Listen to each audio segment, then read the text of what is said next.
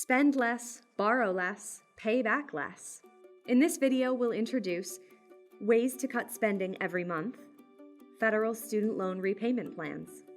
If you decided that you were spending too much on groceries, one logical saving option would be to eat less so you could buy less. Simple, right? The same is true about your post-secondary education. There isn't much you can do to control the price of tuition, but if you find ways to spend less, you can borrow less, and ultimately, you'll have less to pay back. When you received your student loan award letter, you likely saw the amount of loans you were eligible to receive. However, if you don't think you'll need that amount, you do not have to borrow the total dollar amount approved.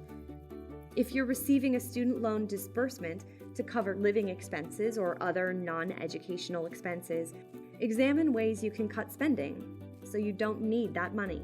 If you can find a way to not use that student loan disbursement, return it. That student loan money could accrue interest as soon as you receive it. Live frugally to find ways to return that disbursement, and you'll have less to pay back when you grab your diploma. How can you find ways to save? The best way to determine where to trim your spending is to examine your budget. First, inspect your basic needs. Could you find a way to reduce costs of necessities like housing, utilities, food, and transportation? You've likely heard several ideas on how you can save money, but maybe you're reluctant to make a change. Things like adding roommates to share costs, eating leftovers, using public transportation, bringing lunch, and eating at home instead of going out are all common ways to reduce spending. But your situation is unique. You must look at your own life and find ways to save. Next, find all your luxury expenses and see if you can trim some fat there.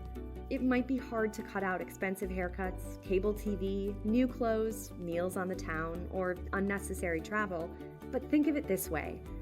By borrowing $2,500 less per year for 4 years of college, you could save $15,500 with the assumption that your loans carry 6% interest on a standard repayment plan.